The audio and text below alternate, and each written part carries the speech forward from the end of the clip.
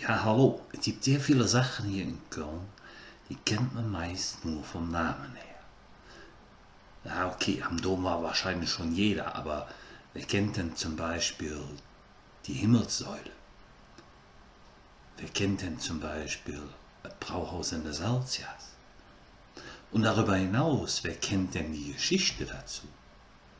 Und das ist das, was wir in unserer Serie Monumente, Kultur und Personen Ihnen näher bringen.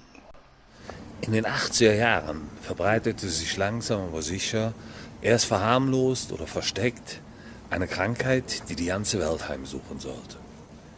Neben, ich sag jetzt mal, heilbaren Krankheiten gilt diese Krankheit heutzutage immer noch als nicht heilbar. Die Rede ist von Ansteckungsweg dieser Krankheit. Ja, sie wurde mal als Schwulenkrankheit ausgerufen, aber das ist sie bei weitem nicht, sondern sie verbreitet sich eigentlich unter allen Populationen, unter allen Gendern dieser Weltgeschichte. Ja, was Sie da hinter mir sehen, Lischhof, ist bedeutend dafür. Weil Lischhof ist eigentlich die Bezeichnung für Leichenhof. Und genau da befinde ich mich jetzt, nämlich hier im Lischhof, kurz direkt hinter St. Maria im Kapitol. Und dort komme ich jetzt mal zu dem ersten Monument, das heute mit dem Thema AIDS zu tun hat. Vor allem im ersten Jahrzehnt nach Ausbruch dieser modernen Zivilisationskrankheit standen viele Betroffene und Angehörige allein mit dem Problem. Die Schmerzen, dem hilflosen Zusehen, wie Freunde und Familienangehörige sterben mussten. So entstanden auch zahlreiche Selbsthilfegruppen hier auf der Welt. Und das, was wir dort sehen, hat den Namen und Steine. Es ist eines der Projekte, mit denen Menschen einerseits auf sich aufmerksam machen wollen und gleichzeitig eine Möglichkeit haben, gemeinsam öffentlich zu trauern. Das und dafür steht die Aktion Namen und Steine. In Köln wurde 1994 eine roh behauene Steinsäule, die AIDS-Säule, als Gedenkstätte aufgestellt. Der Name des Platzes, auf dem sich der Denkmalplatz befindet, erwähnt hier bereits, ist der Lichthof, neben der Kirche St. Maria im Kapitol. Und damit hier Programm, denn Lichthof, wie gesagt, bedeutet auf Hochdeutsch Leichenhof. Die Seele ist versehen mit einem Salz, sagte die Dichterin Gita Benassi. Auch das Feuer seht nicht nur das fallende Laub, wenn der Sommer vergeht. Eine weitere Inschrift lautet: dem Gedenken aller, die an den Folgen von AIDS verstorben sind.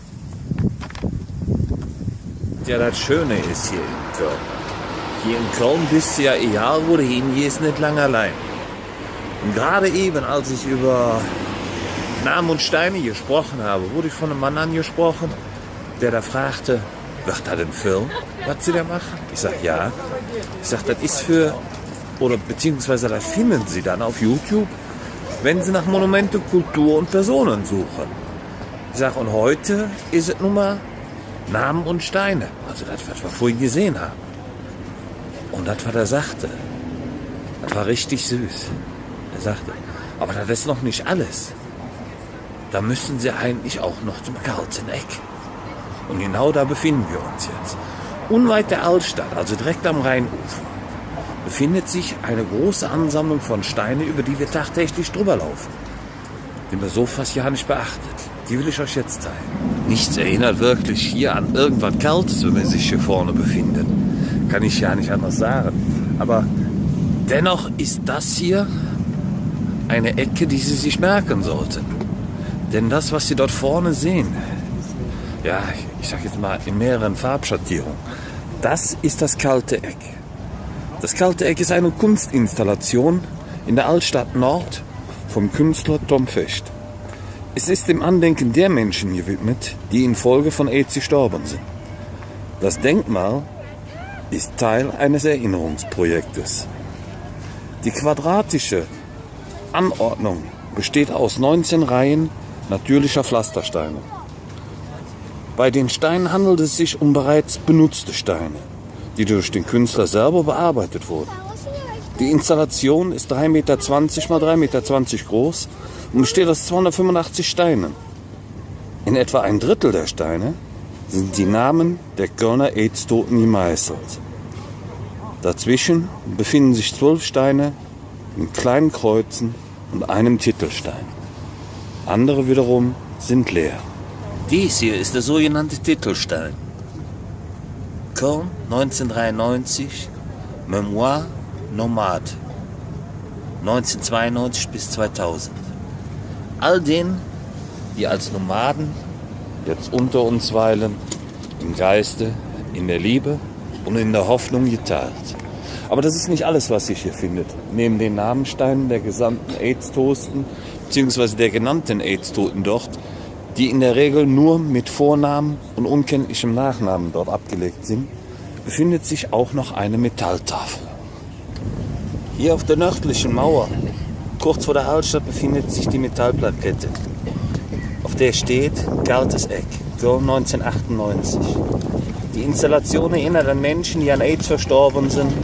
Sie ist Teil des Projektes Denkraum, Namen und Steine. Über Namen und Steine machen wir den Schritt zurück zu der Säule aus Stein gehauen. Und somit sehen wir, dass das alles im Verbund steht. Wie so vieles hier bei uns in Köln. Ja, ich hoffe, Sie hatten wieder ein bisschen Freude an der heutigen Folge von Monumente, Kultur und Person. Ich hoffe, Sie konnten ein bisschen was lernen. Ich hoffe, Sie können sich vielleicht demnächst auch uns diese beiden Denkmäler hier bei uns in der Stadt anschauen und wissen dann Bescheid, weswegen sie da sind. Darüber hinaus freue ich mich, Sie bald wieder zu begrüßen, wenn es dann wieder heißt Monumente, Kultur und Person.